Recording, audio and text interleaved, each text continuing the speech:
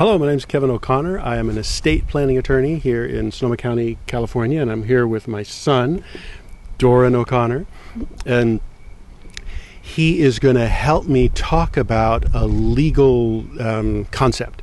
And something I've heard when you're explaining sort of a maybe a more challenging concept, you want to imagine that you're explaining it to a sixth grader.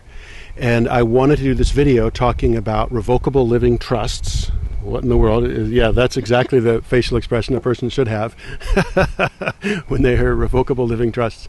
And I was thinking, well, heck, I live with a sixth grader, my son, and I could perhaps explain to him how a revocable living trust works in a video.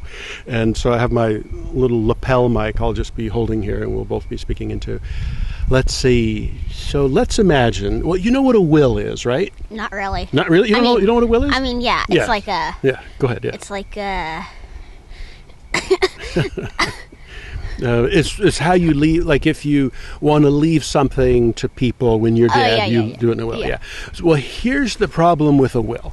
A will has to go through court. You have to have a judge, lawyers, big fees, money, time. It's a big big hassle.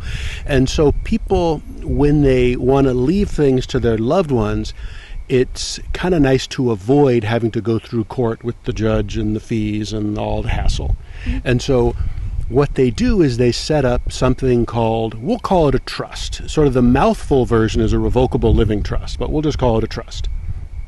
Okay, so that it allows people to leave things to loved ones or charities or whatever, not having to go through court like a will. Because it's kind of an important thing. Where does your stuff go? Like I was thinking in your case, if you had, say, $1 million worth of Legos, let's just imagine, and you were getting towards the end of your life, you'd probably have some ideas as to where you wanted them to go. Yeah. So you'd want to set up a trust. So here's how a trust works: so you've got your $1 million worth of Legos. You create a trust, and you say, and a trust is just pieces of paper, like 15 pieces of paper stapled together. Yeah. That's a trust. You create it. It's like your will, basically? It's very much like a will, exactly. That's there's right. a difference? There is a difference, yes, yeah. And the difference is that, well, with a trust, your trust comes to own your property in a way. You say that all your Legos belong to the trust, no longer to you. Oh, yeah. But the thing is that you still have control over the trust. So the trust is this separate thing. It's sort of 15 pieces of paper only, but it owns your Legos, but you have full control over it. And you notice in that mouthful version I said revocable living trust, so it's revocable, so you can revoke it. What that means is you can get rid of it at any time. So it's just not etched in stone. You can do whatever you want. What's the living part? Yeah, the living that's a good question. Like while you're living? Exactly. You're creating it while you're living. Exactly. Yes. And you can have it during your lifetime, and then at the end of your lifetime, the trust, you will have written into the trust with your attorney to help you where the Legos are supposed to go after your lifetime. Yeah. And so when you create the trust, as I said, you're in charge of it. The person who's in charge of it is called the trustee. So you're the trustee. Does that make you want to yawn thinking about trustees? What's a trustee? Yeah, the trustee is the person who is entrusted to have control over the trust. So that's you. And then here's the thing. You also name a successor trustee.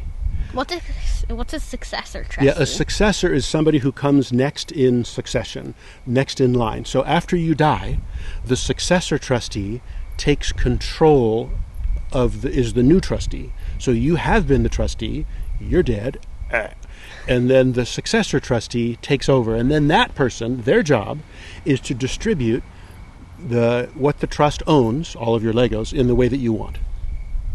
Yeah. Does that make sense? Yeah, that makes sense. Sorta? Yeah. Okay. Let's see. And then a little bit of language is that you, during your lifetime, you are the beneficiary of the trust. What does that mean? What's a beneficiary? It's the person who, you're asking good questions. I'm glad for that. Thank you. So the beneficiary is the person who's supposed to benefit from the trust. Yeah. And so during your lifetime, you want to benefit from the trust. You want to play with the Legos. You want to enjoy them. You want to do whatever you want with them. And so you're the beneficiary. You're the person who benefits from the trust. And then when you die, the people who get the Legos are also beneficiaries? Exactly. They are the beneficiaries for after you die. They are the ones that get the Legos. Yeah. Yeah. So it's kind of a nice thing because you have this document that you create with an attorney. It comes to own your stuff, and it's pretty much all the same during your lifetime. But then after you're dead, this document is able to say where it goes, and you don't have to do a will and go through court and stuff. That's cool. Yeah, it is kind of cool. But there's just two ways, though. Yes, that's right. Yeah. But the more popular way is the trust. Yeah, revocable living trust. Cool. Yeah, good. All right, there we have it. A revocable living trust, as explained to a 6th grader. Thanks for watching.